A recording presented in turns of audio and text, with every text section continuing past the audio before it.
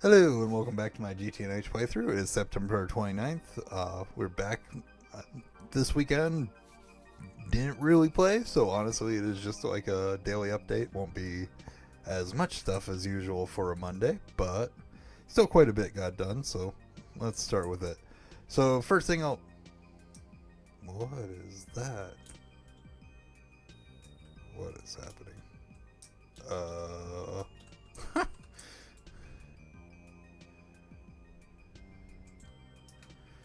I have... Sorry. That's a genuine reaction. That must be a new thing for this playthrough. What? That is crazy. I don't know what that is or what I have equipped that is. Letting me see that. That was weird. Sorry. Completely threw me off too. So, yeah, like I said, I didn't play much this weekend. What I was about to say is I did upgrade to 2.8 stable. I'm guessing that little lightning symbol was one of the new updates. I not really like I don't have any new bubbles or anything equipped because I know there's like a set of glasses that can let you see power, so maybe I don't know. But anyways, but yeah, so I upgraded to 2.8 stable, and aside from that, and very specifically when I tried to craft some EBFs a few minutes ago, I noticed the iron furnace recipe no longer is valid, so I had to change my EBF recipe to include what were they called? Electric blast furnace. These things. Oh yeah, just a blast furnace instead of the iron furnace. This recipe, unless you have iron furnaces already, isn't gonna work for you. But so did the upgrade. It was pretty smooth. Once I decided to give up on Java 25, if you read the upgrade announcement, it says you can go up to Java 25 for client. I kind of stopped reading at that point and like upgraded my PC to that, and that doesn't the server doesn't seem to natively work off Java 25.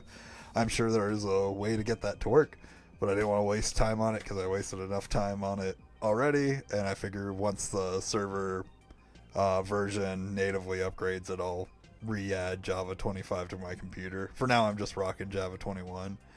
But other than that, those couple things, didn't really notice too much with the update. So I did. The main thing I did accomplish today was getting technically tier 6 rocket fuel. I decided to go for tier 6 because everything was well within my capabilities, and I figure if I do that now, as far as I can tell, I won't need to start doing anything different for rocket fuel until I make a tier 7 rocket, which at the moment I'm on tier 3, so seems like good future proofing to me. So this is actually the whole setup right here for it. Probably doesn't seem like very much considering how big some of my other setups are, but I decided to go a different approach for this one. Basically what we got going on here, so this little dehydrator is the first step of the process, which gets us this anhydride dust, and I figured I'd come back and upgrade to this to the multi-block later, but honestly this recipe was so fast, like I don't think that's really necessary. This is perfectly fine as it is. But so overall what this process actually has going on here is, I'm kind of curious, what did I put in here?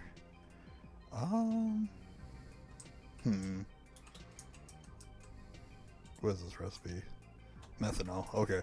So what I got going on here is basically almost all if we were to look at the quest book for getting to rocket fuel, let me go down to the space race. Whoops. That is the wrong tab. Space race. This step, all the way through this step, are essentially all done in a chemical plant. So like I said, I went right for the tier 6, which in this case is tungsten steel, robust casings, and as well as the HSS coils, which these were my first set I've actually crafted.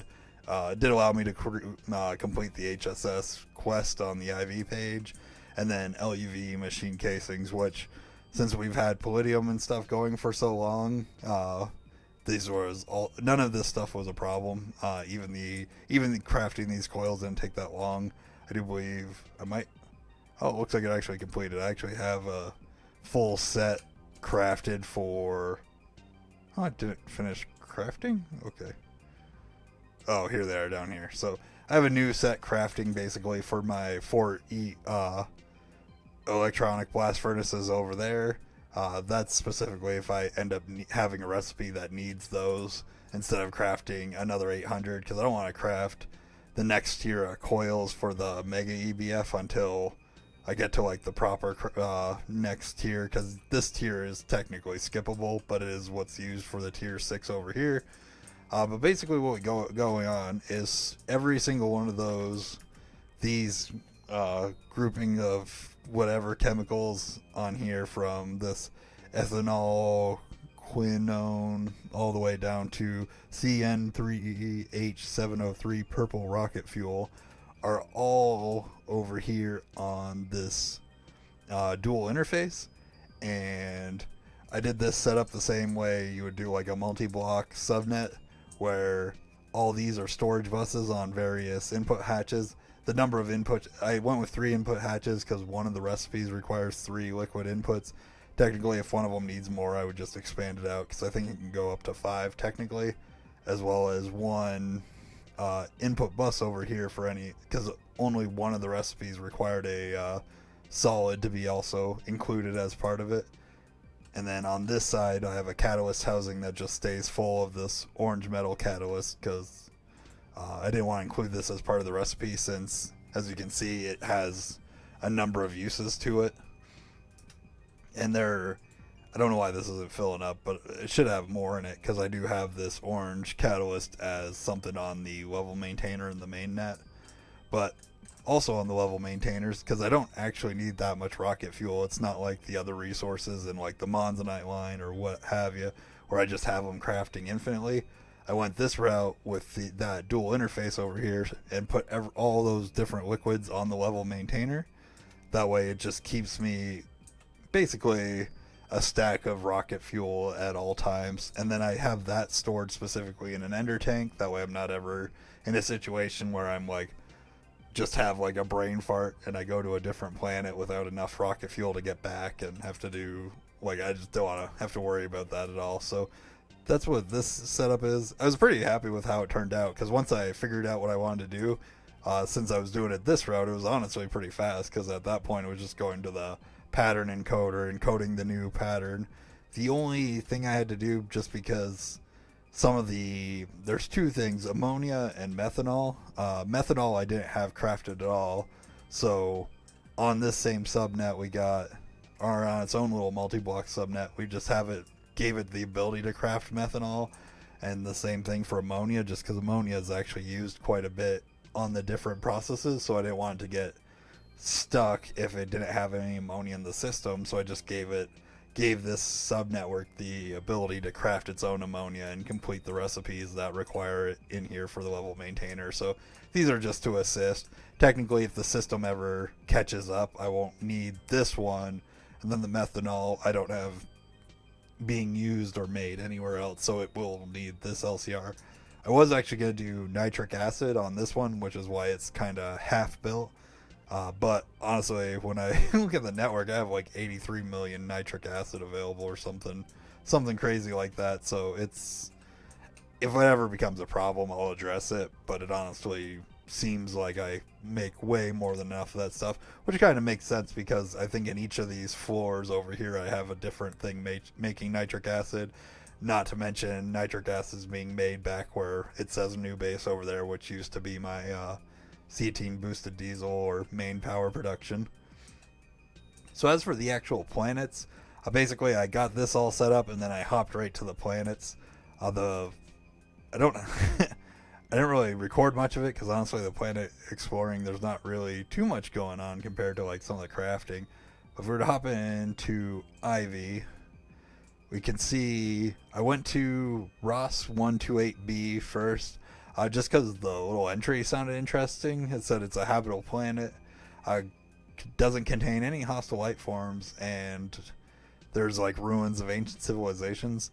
So for the lore of my little world, I've come to the fact that they probably went extinct because they didn't get past the MV age. Supposedly you can get higher tiers, but any building I found on this planet only had MV machines, which some of it was convenient because there was a bunch of MV machines I skipped back when I was in the MV age, because I just basically rocked LV machines till I had auto crafting. Like I used LV machines way too long. I could have sped things up a lot if I had just not been lazy about that early on.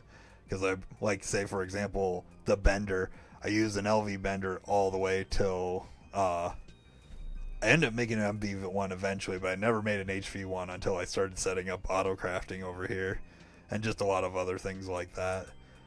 Next, though, I hopped over to Callisto because I was just going on the quest book. I have no idea like what's next in the pack or like how I'm supposed to proceed. So now I'm kind of relying on the quest book a little bit more.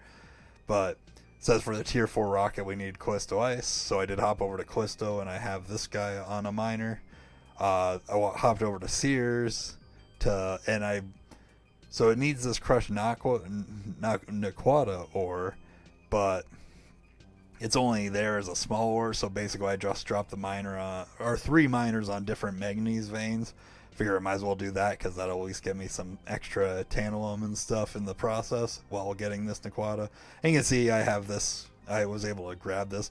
The only reason I was able to complete this quest though was I did exclude that ore from being processed from ore processing at the moment, just to make sure I could actually hold it in my hands and complete the quest. And then after that, I realized I skipped a planet by accident, so I did go back to Europa. Instead of waiting for the miners to finish, I did actually craft the next tier of miner, which is like the pink one. And really, I probably should have done that before I went to Sears, since the next tier of miner, I believe, gets Fortune 5, like a higher level of Fortune, so I would have got more Naquata.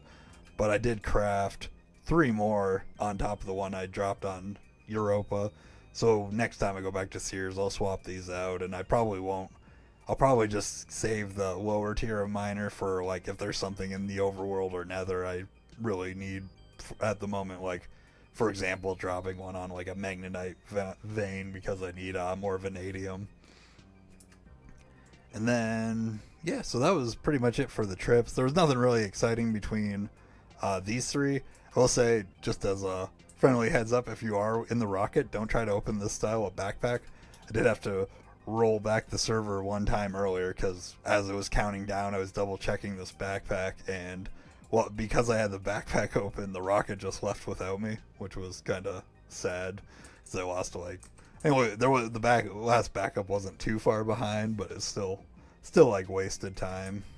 Other than that though, where I kind of left off for the day and what I'm kind of working on tonight is one of the things I never went back to for the platinum line was, as you can see over here, like this second section's off over here. That's because this was where I was going to put osmium to smelt. But honestly, having this LEV power at the end of a long stretch of EV power like this was not, and then transforming it up to IV to overclock to LEV, wasn't working out very well. So I did craft 2 new EBFs, which is how I figured out the iron furnace thing there at the end. And I'm just going to have this be a 16 amp IV dynamo, power these 2 guys. Haven't quite decided exactly how I want to have the osmium and osmiridium split. Like, I think I might use a level maintainer for the osmiridium in particular, and then have the osmium constantly going. We'll see. I don't know how much realistically I'm using of each of these. I assume a decent amount, because part of the reason I wanted to get this set up is looking ahead. This LEV thing is locked behind the assembly line and keep soldering on, and I believe the assembly line, when I looked at it, was locked behind osmiridium. Let's see, assembly line. So I got keep soldering on, and I do actually think I can complete this task right now.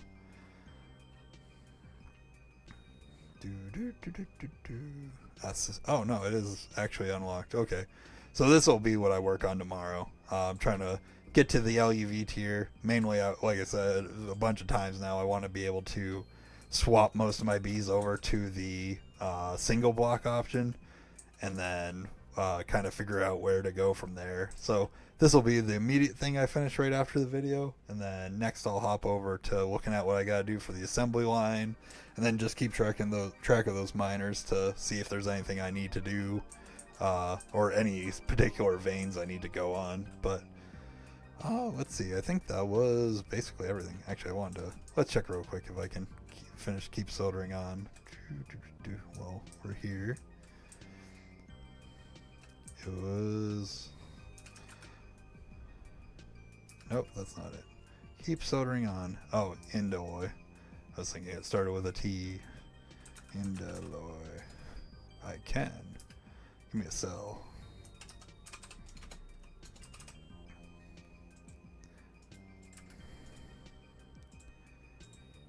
Yeehaw. That should complete now. Maybe. Oh, I have to checkbox it. That's funny. I wonder why.